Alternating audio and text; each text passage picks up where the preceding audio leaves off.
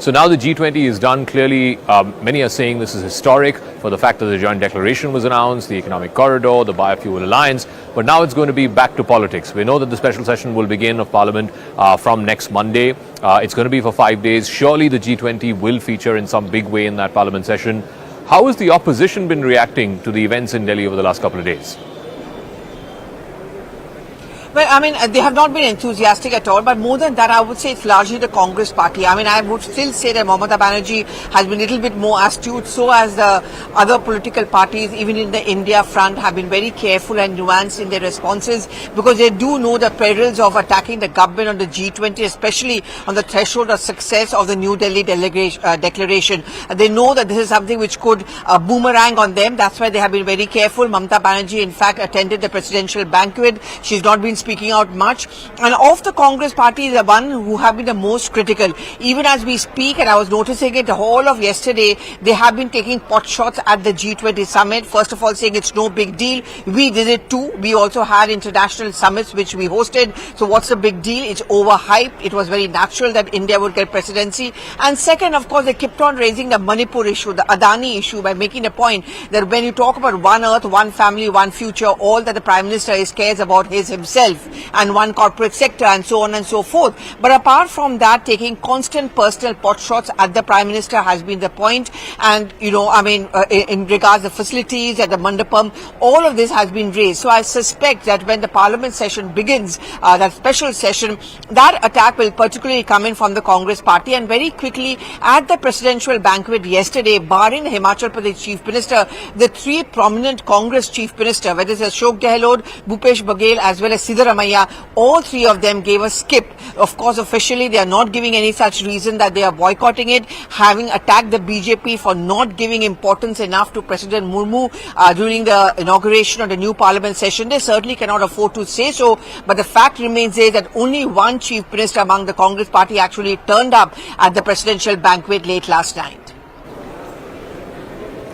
All right, we'll leave it at that. Pallavi Ghosh, many thanks for joining us. So officially the G20 hosted by Delhi has concluded. Some very, very significant boxes have been ticked off. Let me get an assessment of how the Delhi G20 will be remembered. Brahma Chalani, strategic affairs expert, is now joining us. Thank you very much, Professor Chalani. You've been a fellow traveler with us over the last couple of days. In your view, how will the Delhi G20 be remembered? What are the biggest takeaways as far as you're concerned? Well, the two takeaways from the New Delhi summit, the first is its first enlargement. This is the first enlargement of the G20 since it was formed in 1999. And by adding the African Union as a permanent member, the G20 officially has become a G21 grouping. And the next summit will be officially called the G21 summit in Rio, Brazil. But I think giving voice to Africa has also helped reduce the underrepresentation of the global south, because the G20 has been thus far a largely Western dominated organization.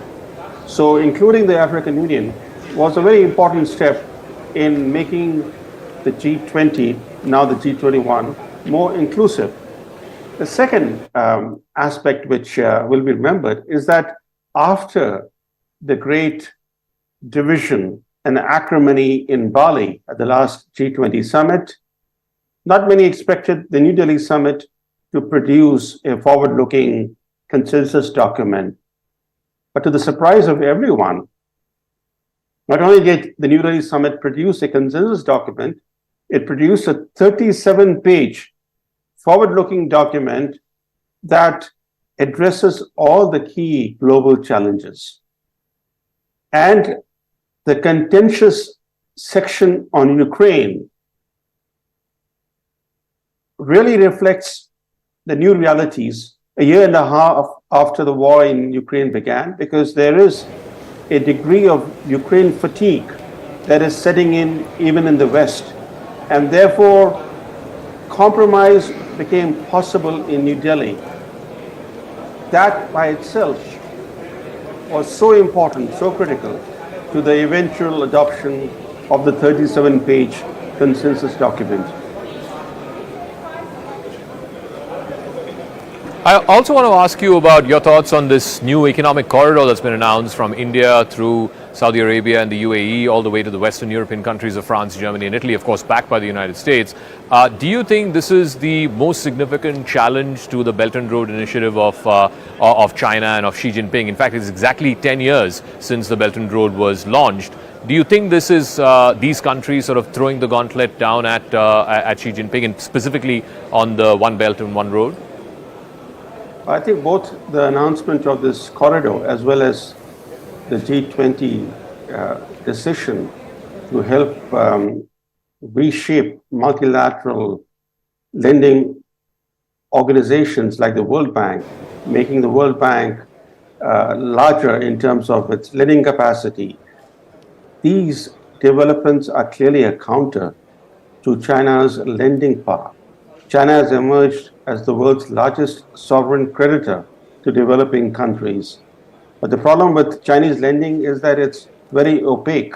Almost every Chinese loan issued in the last decade has included a sweeping secrecy clause compelling the borrowing country not to disclose the loan's terms. In some cases, even the loan's existence is prohibited.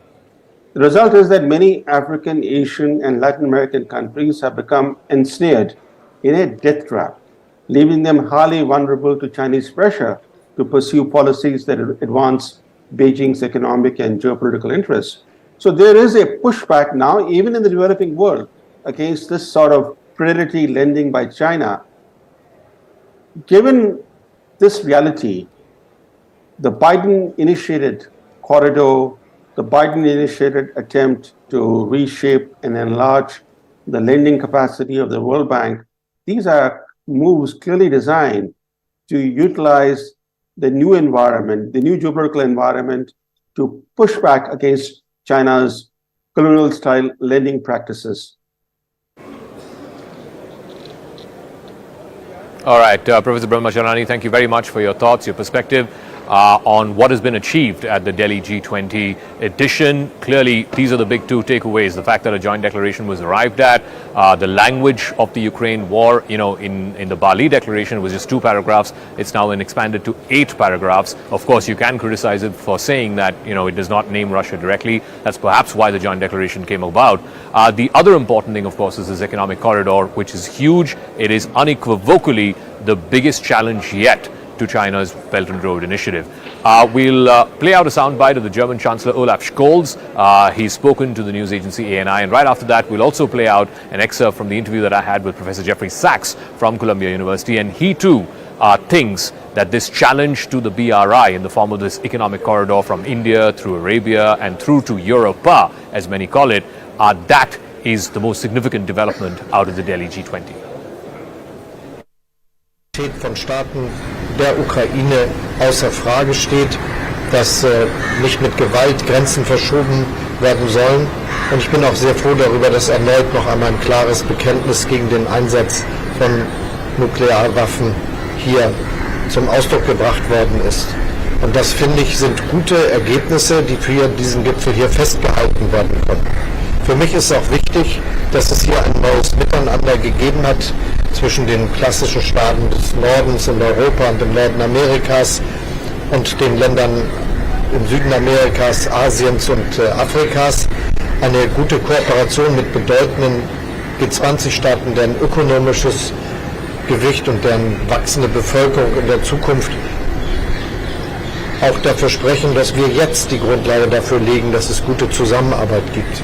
Das ist gelungen in Konsequenz all der vielen Gespräche, die in den letzten 2 Jahren stattgefunden haben.